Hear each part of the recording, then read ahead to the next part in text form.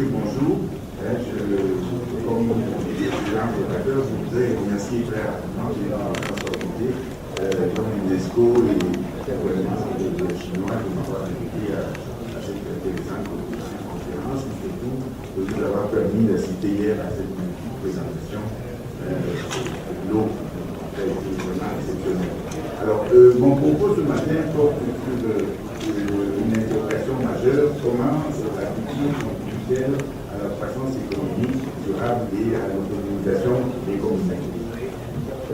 Nous savons tous ici, je pense, mesdames et messieurs, que l'idée même du progrès social est consubstantielle à la culture, car le progrès ne s'impose aux sociétés humaines que parce que les humains donnent un sens à leur vie. Donc ce sens découle de la manière dont ils conçoivent le monde et de la place que l'homme y occupe. Mais nous savons aussi que la place de l'homme et son rôle vis-à-vis de la nature en particulier sont diversement perçus, selon que l'on se trouve en Asie, en Amérique, en Europe, en Afrique ou en Océanie. C'est tellement vrai que l'année dernière, dans mon pays, à deux penseurs éminents, l'un africain et l'autre européen, pour être précis, ont publié un essai philosophique qui s'intitule L'idée de progrès dans la diversité des cultures.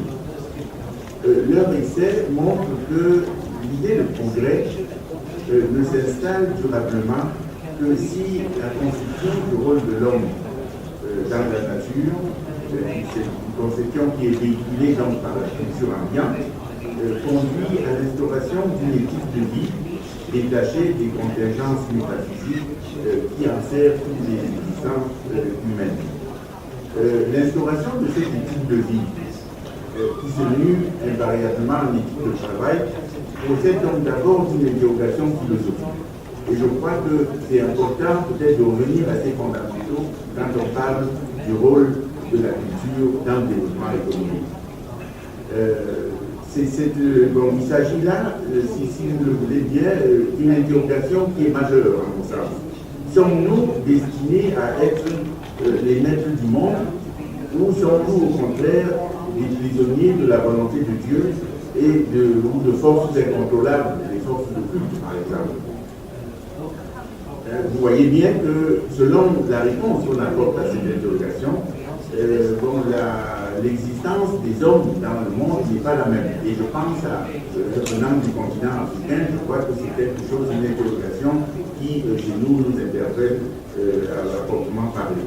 Et je voudrais citer rapidement à ce propos une affirmation de Thierry Michalon, l'un des auteurs de ce livre intitulé L'idée de progrès dans la diversité des cultures, qui dit que le parti pris des sociétés modernes d'écarter toute explication par le magico-religieux, même s'il subsiste parfois des doutes, tient au fait que si ce parti pris, ce principe qui est affiché, était abandonné, donc si on a abandonné par cette conception magico-religieuse, tout serait perdu pour le monde. Il me semble que M. Michalon a tout à fait raison, parce que quand on voit des pays, là, en guerre, on nous a parlé de Haïti, nous savons les malheurs de ce peuple, nous savons aussi l'ancienneté non-africaine de son indépendance, et quand on voit la situation dans laquelle se trouve ce pays, on se dit que peut-être que la conception du monde a véritablement quelque chose à voir dans le résultat de ce qu'on donne. Cette conception magico-religieuse induit des formes de pensée et des formes d'action qui ne conduisent pas forcément au développement.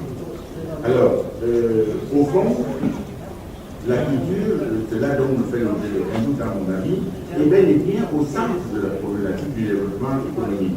Et Lawrence Harrison, un intellectuel américain très connu, parce qu'il a écrit de nombreux ouvrages sur le sujet, depuis les années 80, le milieu des années 80, nous l'a dit de manière très précise, en affirmant que le sous-développement, au fond, est avant tout un état d'esprit. Finalement, tout réside dans cette culture, parce que c'est elle qui nous donne les moyens de pouvoir changer, ou au contraire qui nous condamne à rester là où nous sommes.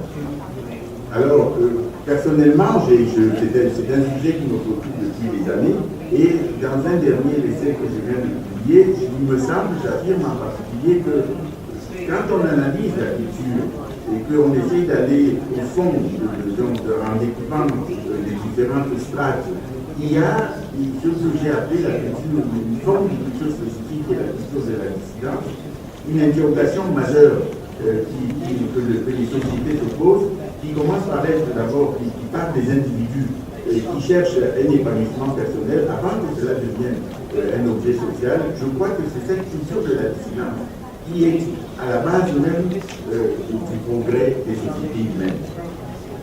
Alors, après d'avoir parlé rapidement, notamment nous décompter malheureusement, de l'interaction entre culture et développement, je vais en venir à la croissance économique proprement dite. Bon, on croit, nous savons que c'est passé d'une situation initiale où la richesse nationale était à un niveau, à un autre niveau de développement et puis un autre niveau de richesse. Pour croître, il faut d'abord, la première chose, la première condition, il faut que le paradigme idéologique du développement dont je parlais tout à l'heure soit véritablement chevillé au corps. Parce que si vous ne croyez pas que le développement est possible, ben, naturellement, la croissance économique ne le sera pas non plus. Et c'est ce point de départ qui me paraît important de souligner quand on parle de problèmes comme celui-ci. Alors, la culture, au fond, c'est ce que je pense véritablement, ce serait un équivalent de software. C'est-à-dire c'est un logiciel qui permet à une société donnée d'identifier elle-même les ruptures nécessaires et de trouver en temps réel les réponses idoines à son devenir. C'est pour cela, mesdames et messieurs, qu'une société ne peut pas, ou une économie ne peut pas émerger par des traits. Bon, chez nous en Afrique, on annonce souvent dans beaucoup de pays qu'en 2025, en 2035, on sait quel succès démographique, mais ça ne suffit pas de l'exercer pour qu'il se réalise forcément. Je ne voudrais pas pouvoir terminer sans parler de l'autonomisation des cultures, des communautés. Alors, l'autonomisation des communautés, la culture la rend possible parce que c'est véritablement elle qui donne la possibilité. Et je fais un exemple très rapide.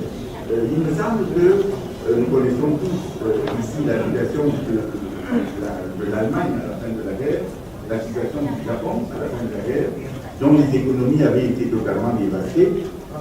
Et nous avons tous vu la rapidité avec laquelle ces deux pays se sont reconstruits. Moi, je pense que, bon, il y a les dirigeants. Au Japon, c'est vrai, il y avait eu l'ère Meiji avant, il y a eu le rôle en Allemagne, Konrad Adenauer a beaucoup fait, mais je crois que c'est la culture populaire. En Allemagne, c'est cette qualité du travail qui fait encore aujourd'hui, dans une Europe en crise, l'Allemagne continue de rayonner. Bref, finalement, on voit bien que, et c'est l'exemple de la croissance chinoise d'aujourd'hui qui me permet d'affirmer cela, des pays qui ont des racines culturelles profondes, que sont capables de se remobiliser, de se reconstruire et de vivre pendant 20 ans des taux de croissance qui nous font rêver, nous, en Afrique. Et bon, par abus de langage, on a parlé parfois chez nous du miracle de la Côte d'Ivoire, au moment où les prix du cacao et du café étaient hauts. Ce miracle-là, mesdames et messieurs, n'a rien à voir ni avec le miracle allemand, ni avec le miracle japonais. Pour terminer, je voudrais quand même terminer sur une histoire en disant que, bon, Dieu merci, en Afrique, il y a des exemples, des économies émergentes comme celle du Ghana, dont hier Madame le ministre, de l'île Maurice, tout ça montre que nous pouvons y arriver. Et au fond, ce qui importe, c'est peut-être la confiance en nous-mêmes. Et je terminerai par une simple citation d'un grand écrivain de mon pays de Fajon, qui est aujourd'hui disparu, M. Mangomati, qui disait que rien de durablement heureux, ne peut advenir aux Africains sans leur initiative et sans leur implication.